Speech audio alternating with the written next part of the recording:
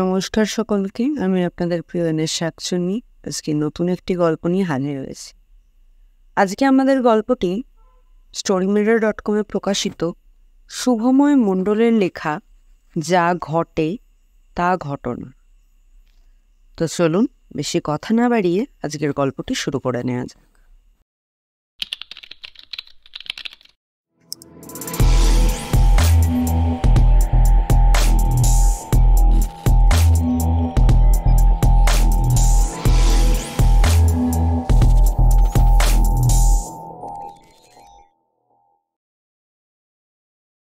শোভন কাটোয়ার ছেলে, উচ্চতর পড়াশোনার সূত্রে কলকাতা নিবাসী। মাস্টার্স কমপ্লিট করার পর বাড়ি না ফিরে গিয়ে দুই সহপাঠী বন্ধুতে এখানে একটা ফ্ল্যাট ভাড়া নিয়ে চাকরির পরীক্ষার প্রিপারেশন নেওয়া শুরু করেছিল। শোভনের বাবা কাকারা 4-5 ভাই। শোভনের বাবা আর 5 জন সাধারণ মানুষের মতো নন, তিনি বিশেষভাবে সক্ষম ব্যক্তি। চাকরিজীবী বলে তাকে কাটোয়ায় থাকতে হয়, এতে তার মায়েরও অবশ্য নিজের কর্মস্থলে যাওয়ার সুবিধা হয়েছে। শোভনের ঠাকুরদা ঠাকুমা অবশ্য গ্রামের বাড়িতেই থাকেন, মানে থাকতেন। শহরের পরিবেশে তাদের খুব একটা পছন্দ নয়, যেমন আর 5 জন গ্রামের মানুষের পছন্দ হয় না শহর, তেমনই। এটা নিয়ে একটু দুঃখ যেমন তাদের ছিল, তেমনই ছিল শোভনেরও। পড়াশোনায় ভালো হওয়ার খেসারত দিতে শোভনকে বাধ্য হয়েই থাকতে হতো বাইরে। ফলে নাতির সাথে দাদু ঠাকুমার সময় কাটানো বিশেষ একটা হয়ে উঠছিল না ইদানিং। সত্যি কথা বলতে কি, এটার দুঃখ তাদের সকলেরই ছিল।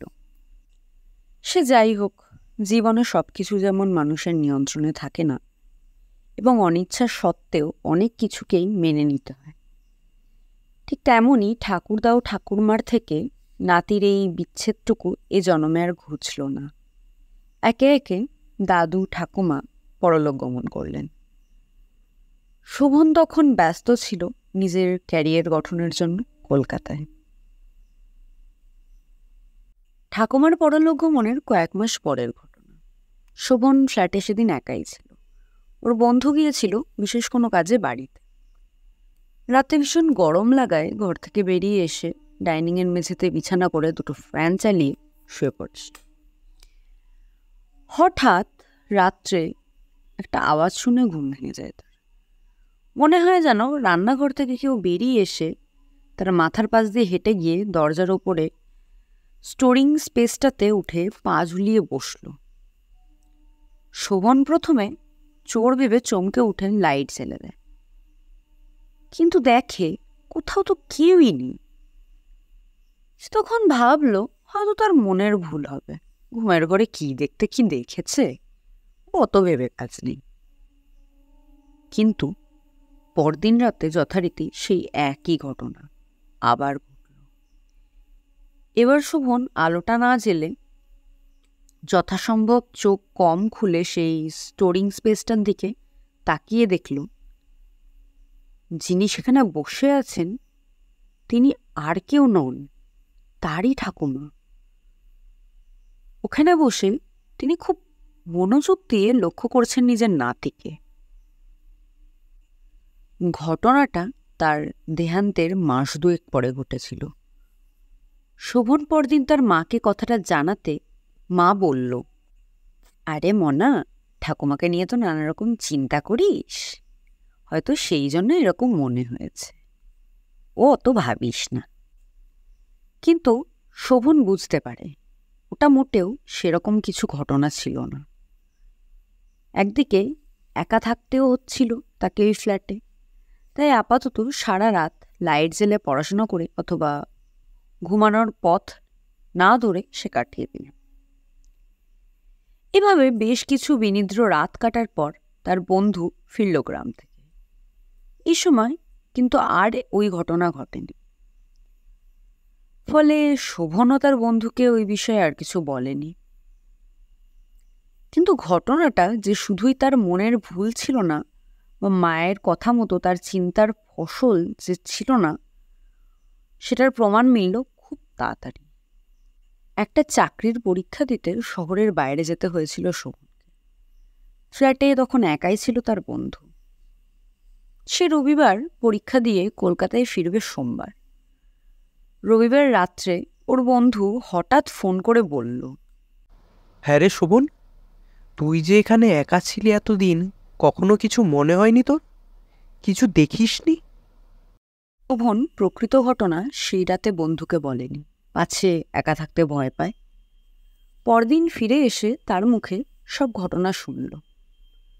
তার ওই বন্ধুও সেদিন একই রকম রান্নাঘর থেকে সেই স্টোরিং স্পেসে গিয়ে বসতে দেখেছে তার নিজেরই দিদিমাকে, যিনি গত হয়েছেন মাস 6 আগে।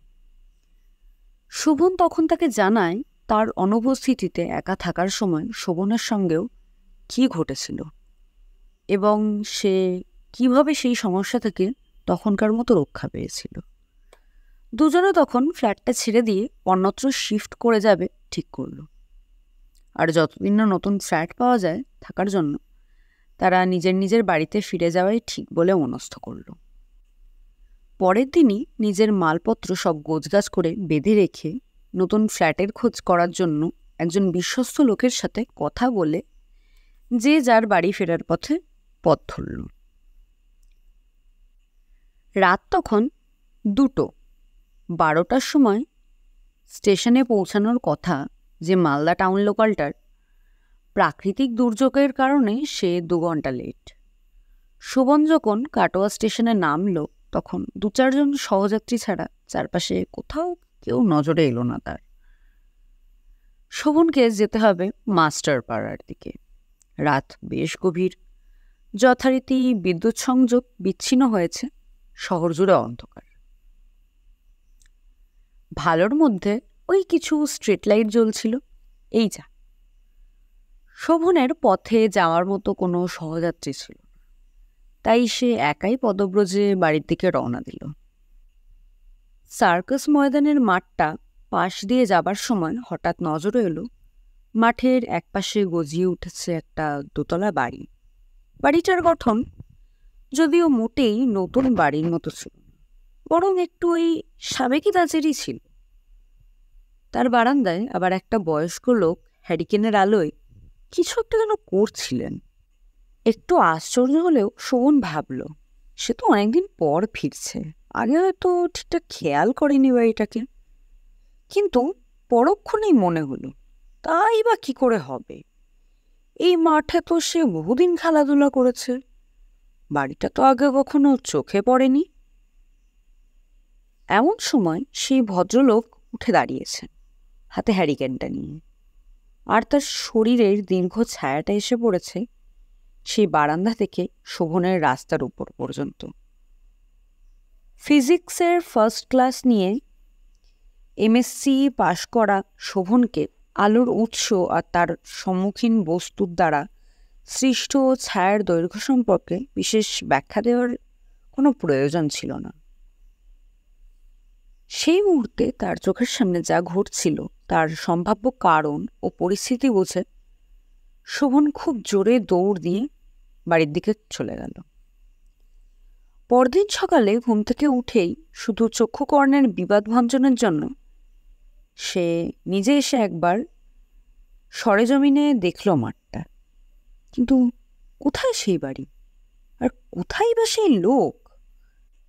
মাকে ঘটনার কথাটা বলতেই তিনি সরাসরি বলে দিলেন, বাবু, হয় তুমি এত রাতে এ বাড়ি আসবে না, অথবা যদি আসতেই হয় তাহলে কাছারি রোড ধরে ঘুরে আসবে, এই রাস্তায় আর কোনোদিন আসবে না। গত মাসেই পাড়ার একজন এই একই দৃশ্য দেখে মস্তিষ্কের ভারসাম্য খুইয়ে হাসপাতালে ভর্তি হয়েছেন। আজকের গল্পের ইতি এখানেই। আজকের গল্পের কথক এবং সূত্রধার হিসাবে ছিলাম আমি, আপনাদের প্রিয় এনা শাকচুন্নি। আজকের মতো এখানেই আমাদের ইতি।